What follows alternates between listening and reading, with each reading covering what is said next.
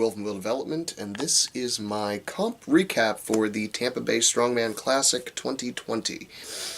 This is actually the first time I have actually competed, this is the first time I've actually competed at Tampa's. I've actually watched it just about 6 years in a row now, and I've finally had the opportunity to participate in it. And if you follow my Instagram, you know that things did not go quite the way I had hoped and planned and prepared for.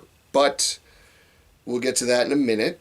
I do want to preface everything with, when I get to the parts where I sort of break down certain things, it's not meant to sound like a pity party. It might sound like it, but that's definitely not how I mean it. This is just the objective reality and my own thoughts on how things went down. And myself. I have been known to be overly harsh on myself, but honestly, it's not looking for sympathy. It's just because reality is what it is to me, and this is how I see myself. And, you know, maybe it's not the champion's mindset or whatever, all that stuff, but I'm not looking for sympathy. I'm not looking for pity. I'm not trying to sound like I'm complaining. So just please understand that as I go through this. When I get to the parts where it might sound like that's sort of what I'm doing, I'm not fishing for compliments. I'm really not. I know what I am, and I know what I'm capable of, and that's why I have the sort of emotions and opinions about myself and how things went down on that day. So I did an update the night before the comp, and I think I talked about it, where I was able to put on about 6 to 7 pounds just the night before the comp, and I woke up, you know, maybe 3 pounds heavier than when I weighed in. Was able to put in a little meal, and then we were going to the first event, and the first event was the incline log press, and I knew I wasn't going to win this event. I knew that wasn't even a chance, but I knew I would do okay, and at least better than I had in training. And that was reality, actually. I, in training, was only able to get 2 reps, and now I say 2 reps with the weight, but it was actually 10 sets of 2 with comp weight, and I figured, all right, my goal is to get 5 reps, and that's what I did. I actually got 5 reps. Could I have gotten another? Possibly. I did go for another, but I didn't put every single thing I had into it. You know what I mean? So I finished with the 5 reps, and a guy who went after me, who was in the same realm as me in terms of strength on that particular movement, he did end up getting 6 reps just because he could. And now that event actually did not put me in last. I was somewhere like 3rd or 4th from the bottom, give or take, because some guys didn't even get more than 1 or 2 reps. Some, I believe one person only got 1 rep, so it was one of those where I was like, cool, this is still working fine, because I know I've got 2 good events coming up. I've got the Hercules hold, and I've got the pull. And I knew I was really good at both of those events, or at least good enough to get middle of the pack on both. That was the plan anyway. So in the Hercules hold, I ended up going with a hook grip style grip instead of just a standard grip. Later on, I had sort of realized that the handles were a little bit thinner on the corners or on the edges of them. They'd wrapped them in tape, and the centers were just that little bit wider. And when you're doing an event like that, or really any event, you know, one of my favorite things, sayings I've ever heard was, if you're not cheating, you're not trying. And it's true. And although that's not cheating, right? Just putting your hands in a more advantageous position, where when you're, you know, even if you're dealing with 1 millimeter, that can be the difference between a good grip and a bad grip, you know? Especially on a timed event, it could be the difference between 3 seconds and 10 seconds, you know? Just based on sizes. So that's neither here nor there. I did grab it right in the center, and I did go with a hook grip, and I ended up with a time of about 57 seconds. I believe officially they gave me 57. Just shy of what I actually wanted. I wanted a minute, and I was just shy of that minute, which is fine. That actually ended up putting me somewhere around 5th on that event, which was great, and that bumped me up to about 6th overall, which was awesome. Felt really good. And then we went into the pull event, which was originally supposed to be a sled. Then a month out, it got changed to a lawnmower, a large lawnmower, not like a tractor one, you know, kind of one of those zero-turn ones you see guys mowing sort of larger lawns with. And then, without even telling us, it got changed back to a sled. So there's differences when you're pulling something that's light versus something that's heavy, something that rolls versus something that slides.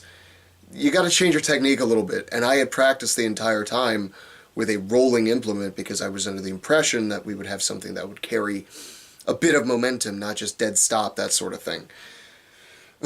So I knew I had to sort of change my tactic going in, and I wanted to try to keep a constant tension on the rope, which is always the goal on every pulling event, but on one where there's a sliding portion versus a rolling, it's a bit harder to keep that momentum if you sort of try to pull it too hard, especially when it's light.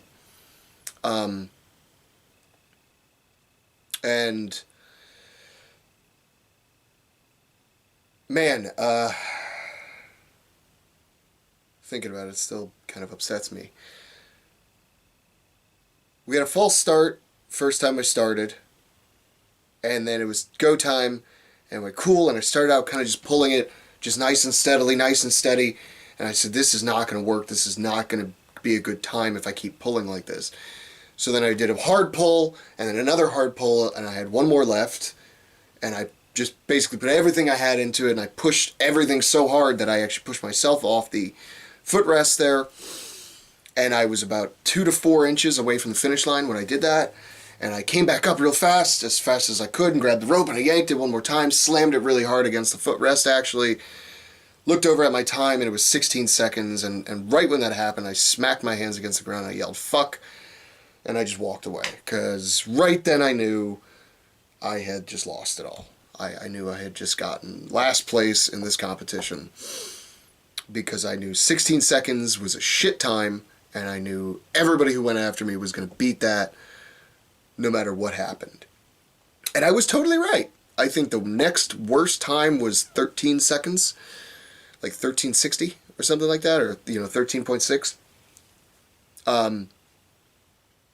And honestly, even thinking about it still sucks. It still hurts, it still stings, it still burns. A 3-second mistake cost me my one goal going in, and it sucks. And,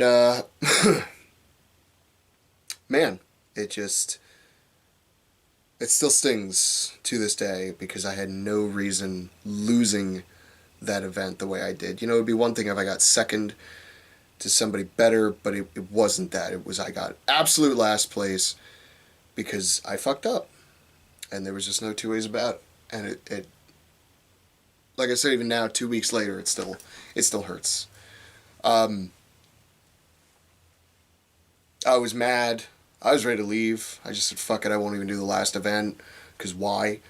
The points, mathematically, I could have gotten first place in that event, and I still would have been last. Because if everybody who was in, let's say everybody who was in the same order, I'm last, right? Everybody's in their order with their points. Even if I got first on that and everybody just basically got knocked down one, everybody would still beat me because of how bad that specific event did.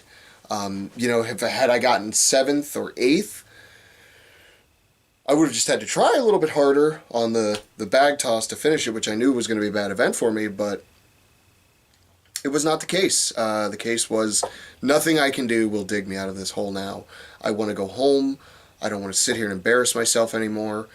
I have no business losing to some of these guys here. And that's not a dig on them. It sounds like one, I know it does. But it's not how I mean it. I just mean that I know what I'm capable of, and I literally saw what they're capable of, and I know I was capable of more. And I just fucked it. No two ways about it. So anyway, we waited about an hour and 20 minutes for the last event, which was just like, ugh, a long wait time. And luckily, I got to go first, so I could just get it over with. Threw the 30 over, pretty easy actually. 35, missed it twice. I had 30 seconds left. I remember I missed it once, ran back, and I was like, give it another shot, man. Maybe you'll do it. I mean, you won't, but maybe you will. I was done. My head was done. My heart was done. I was broken and defeated. Been a long day, too. And threw it again, missed it again, and I just went, I'm done. I remember the scorer, whatever you want to call him. What did they call him? Judge. Duh. The judge for the 200s was like, you got 30 seconds left. I just looked him dead in the eyes and said, I don't need to stand out here and embarrass myself for 30 more seconds. I've done enough damage to my ego. I'd like to just go home now. And I just walked away. I was like, cool, I'm done. It's probably not the right attitude to have, but god damn, it's hard to just get over that. What I know I'm capable of, and then just completely missing the mark. And it wasn't comp jitters, it wasn't anything like that. It was just a stupid mistake on one event. Cost me 3 seconds, and that was enough for me to secure myself last place. And that really sucks. Because again, there was guys there that I know if I was the best me out there and hadn't made those mistakes, that one mistake really, I wouldn't have been in last. I would have been like 5th from last, which would have been nice. And man, it sucks. It still sucks. It still pisses me off. I got nobody to blame but myself, and I'm not trying to blame anybody, and I'm not trying to put anybody down. And I'm not going to say anything negative about those other guys. If it sounds like I'm being negative about those dudes, I know I should have beaten. It's not how I mean it. It's more of a reflection of myself, and if that was the best they can do, I know I could have done better. And that's what I mean by that, and that's super disappointing, and it hurts. It feels bad, man. Not gonna lie, it feels bad, man. But it is, it happened. And I'm thankful for a few of the guys that were there. One of the Masters competitors I've known for years, Chris McMath, was basically the first one to sort of wipe my tears. Once I finally actually went back out to the comp floor, because the second I was done, I was like, I'm done. I'm leaving. I don't need to watch these guys beat me anymore. I went back, packed up my stuff, and I just kind of sat in the chair, and I was like, well, watch the awards ceremony. At least the guys who won this deserve that respect, Went and sat down. One of the guys I trained with, Josh, he was there just spectating, and he came back and sort of let me cry on his shoulder a little bit. And then one of the guys, Mike, he runs the Battle Axe, one of the best 231s in the country. I guess now officially he's like 13th in the country. Super nice guy, but the reason I bring him up is because he, I was just talking to him a little bit and just how mad I was and upset, and, but it's me, so I still have a bit of a smile on my face. And he said, well, who are you comparing yourself to? And when I see him in person again, I have to own up because I lied. I said, well, myself. Because that's what you're supposed to say, right? You're supposed to say, oh, I'm just comparing myself to myself. Winners, like super winners, say that, and losers say that. Like dudes who get last place. Because when you're in a competition, you're not competing against yourself anymore. That's a bullshit mindset, and I'm tired of people saying it. It's ridiculous. It's stupid. If you were just competing against yourself, you wouldn't go to a competition. You would just keep training in the gym. It's that simple. Any asshole can do any lift in a gym. The reason you go to a competition is to literally compare yourself to other people. That's why you're there. Otherwise, why compete? Oh, because it's fun. Okay, fine. If that's your goal, just to have fun, that's different. And I guess if you walk in with the goal of just want to beat myself, just want to get some PRs and yada yada, great. That wasn't my goal going into this. My goal was to not get last place, and I fucked it completely. No question. And I wasn't comparing myself to myself. I was comparing myself to the other guys, and I screwed up. They were better than me, and I lost. And I told him that anyway. I didn't tell him all that, but I told him, myself. But that's not true. I'm comparing myself to the best in the world. Every time I go and compete, there's a small piece of me that's comparing myself to the best guys in the world. Maybe it's not the main goal, but it's always there in the back of my head. So if I can't get my main goal, which this time was to not come last, my head immediately goes to, well, what's your second goal? Well, compare yourself to the best in the world. Holy shit, you are inept. You are just pathetic compared to those guys. It's something to shoot for. And if I'm not comparing myself to the best and I want to be competitive, then why am I bothering? And maybe my mentality will change over the years. I'm not saying it won't. I'm just saying at this point in my life right now, I feel like I've got a lot to prove. And I feel like if you're only as good as your last sale, I am a terrible salesman. Because that was awful. It was bad. And I never want this feeling again. Because it sucks. And it hurts. It's disappointing. It's disappointing in myself. And that's worse. And then, like I said, a Masters competitor, Chris, he was kind of like, wouldn't let me sit there and have a pity party. And to be fair, the night of, I was having a pity party. Now, I'm not. This is not what this is. This is reality. These are my thoughts. This is my opinion on X, Y, and Z, And, sucks. Feels bad, man. But it showed me some things I need to work on. It showed me the potential that exists. Just watching some of these other guys, like some of those guys some of the dudes that beat me, one of the guys that took like third only weighed 170 pounds or something like that, or 180 pounds. And it's like, man, I outweighed him by 20 pounds and he just destroyed me. Destroyed a lot of people there, actually. So it shows me the potential that's out there, and it kind of changed my perspective just slightly on what's possible. And it shows me I've got a lot of work to do, and I'm excited my body's finally feeling better again. For about 2 weeks it was not so great. This week felt a lot better. So next week I think I'll be ready to hit it a little harder in training and get some actual good numbers here and there and work on some things. I need to stop relying on what I see as my strengths and strengthen them even more. I went into a grip event very confident and cocky, and the reality was I'm not, in that particular instance, it was not the iron grip I ordered, not the gorilla grip I needed. So I'm going to go back to the drawing board and work on my grip even more, and make it so I'm unstoppable, at least on that, so no matter what, I know I will not lose that kind of an event. Throwing, I'm awful at. I need to get better, especially if every show in the world is going to have throwing from now on. I just want them done because I suck at them, honestly. That's the only reason. It's a stupid reason, but it's the reason. Why work on your weaknesses? Just change the event, which is not the right mentality to have.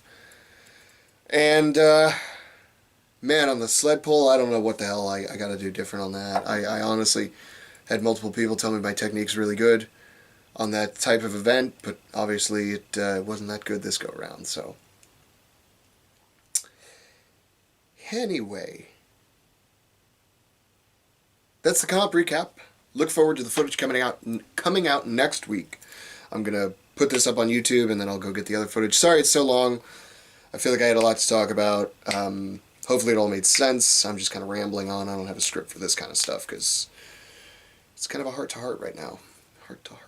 Anyway, as always, thank you for watching. Look forward to the comp footage coming out next Wednesday. I'll set it up to release at 1 a.m. And I suppose look forward to my weekly update coming out this Friday.